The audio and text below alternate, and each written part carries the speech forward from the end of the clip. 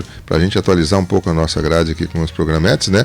Antes a gente ouviu aí sobre a Rádio Itatiaia, agora o programa vai destacar aí um músico, né? Chamado Radamés Natali. Vamos a mais um 100 anos do rádio.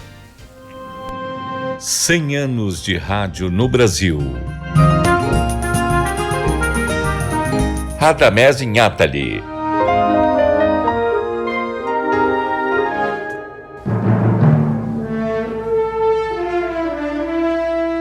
Pode explicar o som de um clarinete como é um som de clarinete de um piano com palavras. Tem que tocar para você ouvir. Depoimento para o curta-metragem Nosso Amigo Radamés Natali, de Moisés Kendler e Aloysio Didier. E assim é a composição musical.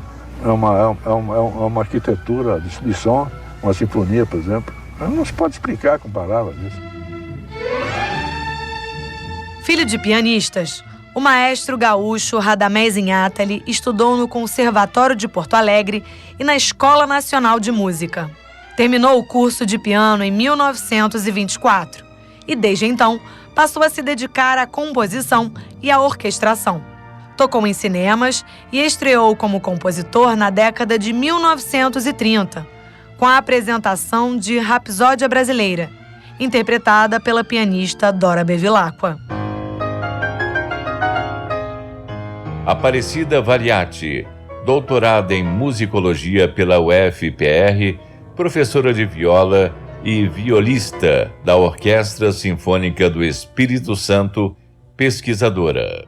Temos muitos exemplos de compositores brasileiros que trafegaram entre os dois universos musicais, o erudito e o popular. Mas Radamés Natali foi um dos mais destacados nesses dois universos. Em relação aos seus contemporâneos, ele apresentava um diferencial na produção musical porque ele possuía uma grande amplitude de talentos. Além de pianista, de violista e de compositor erudito, ele também atuava como instrumentista, compositor e arranjador de música popular. O Radamés aprendeu a tocar cavaquinho e violão e, simultaneamente às atividades de solista e camerista, ele também tocava música popular na Rádio Clube do Brasil.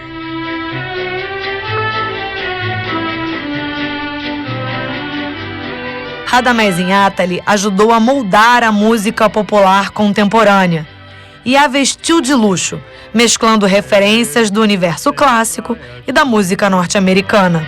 Nenhuma tem o encanto que tu possuis. Radamés tratava essa separação entre música popular e música erudita como mera formalidade. Ele dizia que, para ele, existiam mesmo dois tipos de música, a música boa e a música ruim. Ele conseguia trabalhar de maneira equilibrada e natural os dois gêneros, uma situação incomum em sua época até a sua chegada ao rádio. No ar, 1 milhão de melodias. Ele trabalhou em várias emissoras de rádio no Rio de Janeiro, como a Rádio Mairinque Veiga e a Rádio Nacional. E foi na Rádio Nacional que, a partir de 1936, ele passou a atuar na música popular. Radamés trabalhou durante 30 anos como pianista, arranjador e maestro na Rádio Nacional. Criou a Orquestra Brasileira, uma mini-sinfônica que tocava seus arranjos no programa 1 milhão de melodias, dando um colorido nacional aos sucessos estrangeiros.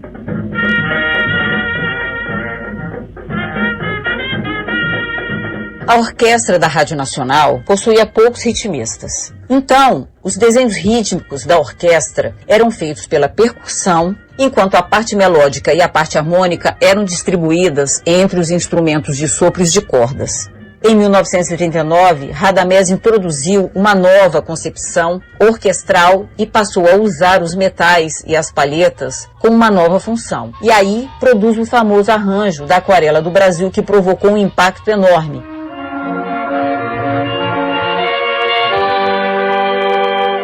Ainda na Rádio Nacional, Radamés deu mais um passo na inovação como arranjador. Usando como base instrumentos tipicamente brasileiros, ele desenvolveu uma nova formação inédita para a orquestra que iria influenciar os orquestradores da época. E por que isso foi genial? Porque a base das orquestras radiofônicas da época se enquadravam todas num padrão tipicamente norte-americano, que era composto por piano, bateria, baixo e guitarra. Aí o Inátali passa a utilizar instrumentos tradicionais da música popular brasileira. Então a Orquestra Brasileira de Radamés Inátali adquiriu uma base tipicamente nacional.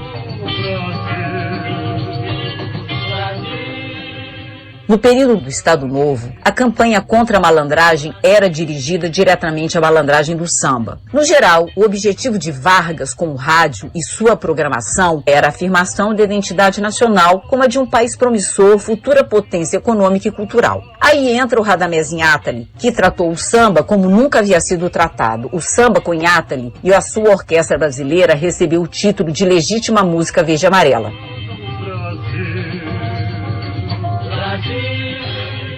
Dizia o maestro: eu sempre me preocupei em fazer música brasileira nas rádios e, dessa forma, foi um construtor ativo da identidade nacional quando aquele, o rádio, era o mais eficiente mecanismo de integração de um país continental de forte estrutura agrária. Radamés Inátali foi um músico total, um trabalhador da música. Deixou larga obra sinfônica e camerística e foi um dos mais importantes arranjadores brasileiros, com mais de 5 décadas de atuação na música popular. 2022. 100 anos de rádio no Brasil. Uma produção Rádio MEC, com o apoio desta emissora. Pois é, nós estamos levando através dessa parceria com a Rádio MEC um pouco dos 100 anos do rádio, né? Do qual a Sua Tupã também faz parte, a Clube 1 também é um pouco mais jovem, né? Mas também faz parte dessa, já há algumas décadas ainda, da Rádio Fusão Brasileira. Bom, são 10h15, a gente vai